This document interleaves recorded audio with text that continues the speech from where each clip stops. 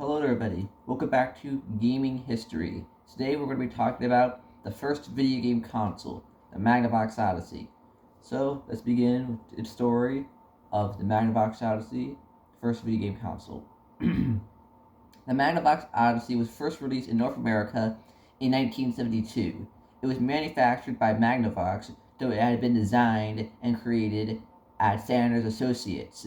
The Magnavox Odyssey goes back to 1966 with a man named Ralph Baer, though his original name when he was born in Germany was Rudolf Heinrich Baer. Though once he came to the US, it seemed that he changed his name to Ralph Henry Baer. So both refer to him as Ralph Baer for it as simpler. He came up with the idea in 1966, and from 1967 to 1968, he created various prototypes for it. The seventh one, and the most well-known one, was known as the Brown Box, and it was shown off to investors at Magnavox in January of 1971. The seventh version was a version that made Magnavox decide to manufacture it, and it's the most well-known one. As if you look up the Brown Box online, or try to look at the prototype for Magnavox Odyssey, you'll get search results for its seventh iteration, the Brown Box. Now, upon its launch in 1972, the Magnavox Odyssey cost $99.95. Now, that might not seem like a lot, but adjusting for inflation nowadays, that would be $775.05. Now, when you bought the console, it would come packed in with 12 games. The US version would at least. Foreign versions of the console, as it was later released internationally, first in the UK in 1973, and then in the rest of the EU in 1974, only came with 10 packed-in games.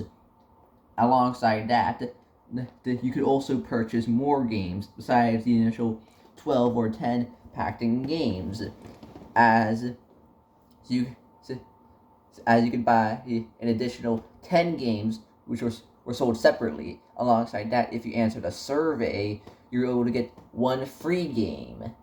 And alongside the 10 separately sold games, there were 4 games sold for its light gun accessory.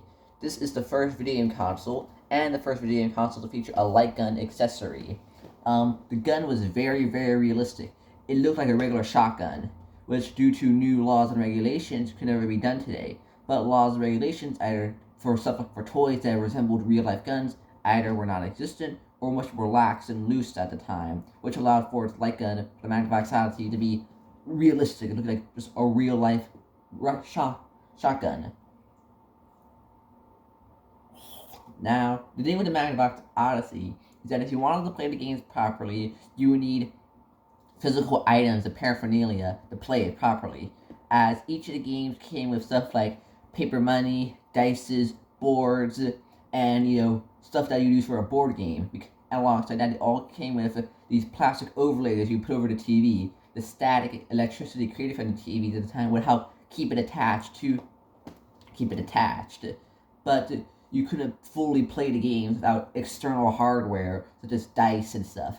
For the roulette game released for the Magnavox Odyssey, you needed a real roulette thing to spin it around. You couldn't just play roulette on the console. You needed to have a roulette table which came packed in, and for other games such as a geography game released for it, which had you figure out the different states in the United States of America, you needed to have actual cards with you for the game to run properly. There were a few games that can be done without the cards and even the overlay, such as table tennis or tennis. There were 2 versions of tennis for table tennis and tennis. These could be played perfectly fine without the card, without the layovers or any external hardware, as it was just very, as the console would be able to play it without it. And the graphics are very basic. It was just 2 square dots.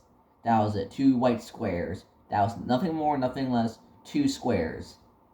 Now, during its first calendar year, which is the first day which is New Year's Day, to the day before the next New Year's Eve, the console initially sold 69,000 units, though by the end of its but by 1975, when it was finally discontinued, it had sold 35,000 units. Now, the reasons for its discontinuation is due to inflation, as over the years, inflation caused it to become much more expensive to sell, and more expensive to make, and sales, and alongside that, there was much confusion with the advertisements, as due to the way it was spoken about in advertisements, many people believed that you needed to have a Magnavox TV for it, and it would only work on a Magnavox television, which wasn't true. Any TV would work, but some people were actually led to believe this by mistake.